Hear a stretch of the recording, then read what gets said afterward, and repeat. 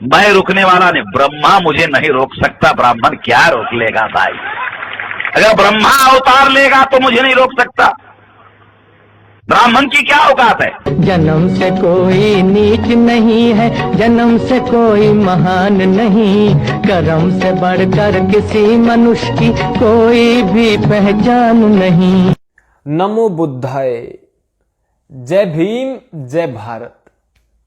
बहुत बड़ा प्रश्न है, आखिर दलित कहते किसे हैं? दलित की व्याख्या क्या है? सबकी अपनी अपनी व्याख्याएं हैं। कुछ सपोले कहते हैं दलित ही मूल निवासी हैं, विदेशी आर्य अर्थात हिंदू भेड़िया है, बाहर से आए हुए विदेशी हैं। महात्मा बुद्ध इस विषय पर क्या कहते हैं, आज इस पर प्रकाश डालते हैं। देखिए, सुत्त निपात महात्मा बुद्ध की लिखी हुई बातें जो हैं, सुत्त निपात बौद्धों का प्रमाणिक धर्म ग्रंथ है। सुत्त निपात के 8 वग्गों में सीधा सीधा तिस्समेत्तेय सुतम आता है और उसमें तीसरा सूत्र अर्थात सूत्र आता है। उस तीसरे सूत्र में क्या लिखा महात्मा बुद्ध ने, दलितों की ठीक ठीक व्याख्या हुई। पहली बार सोशल मीडिया और यूट्यूब पर आ रहा है। सारे के सारे मूल निवासियों तक तथा कथित जो दलित मूल निवासी कहते हैं, जो गाली देते हैं श्री राम को और अन्य जो गंदी भाषा का प्रयोग करते हैं, अश्लील बातें करते हैं, उन तक पहुंचा देना। हम सभ्यता से बताएंगे। नमो बुद्धाय। महात्मा बुद्ध की शिक्षा। महात्मा बुद्ध कहते हैं, एको पुब्बे चरित्वान मैथुनम यो निसेवति यानम भंतम वतम लोके हीन माहु पृथुजन्नम।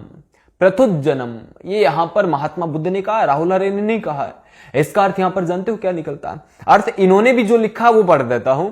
जो पहले अकेला विचरण करके, एकांत में रह करके और लगातार आसक्ति में अर्थात मैथुन में महिलाओं के साथ लगा रहता है, मैथुन में आसक्त रहता है, वो जो व्यक्ति होता है वह इस संसार में भ्रांत पथ अर्थात झूठे पथ पर आगे बढ़ता हुआ नीच अर्थात जो निकम्मे होते हैं और पृथक जन कहलाता है।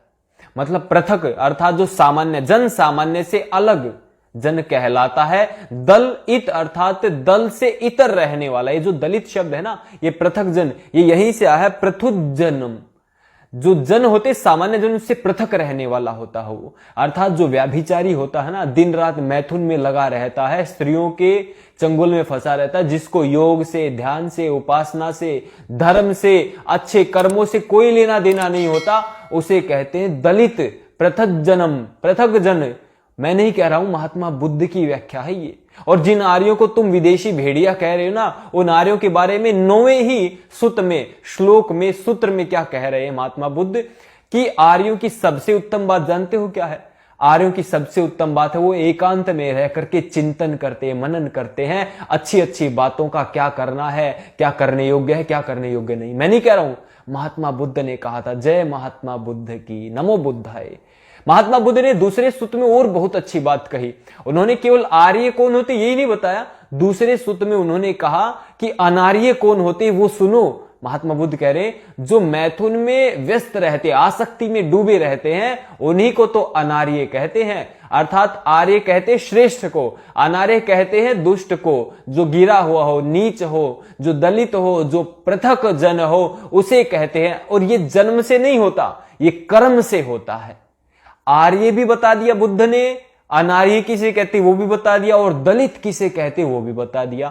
अब सारे तथाकथित मूल निवासी, भूल निवासी, जय भीम जय मीम के नारे लगाने वाले, मुस्लिमों के साथ मिलकर के देश को तोड़ने वाले, उन सभी तक ये वीडियो शेयर कर देना। दलित शब्द की सही व्याख्या राहुल आर्य ने नहीं की है, महात्मा बुद्ध ने की। जय महात्मा बुद्ध।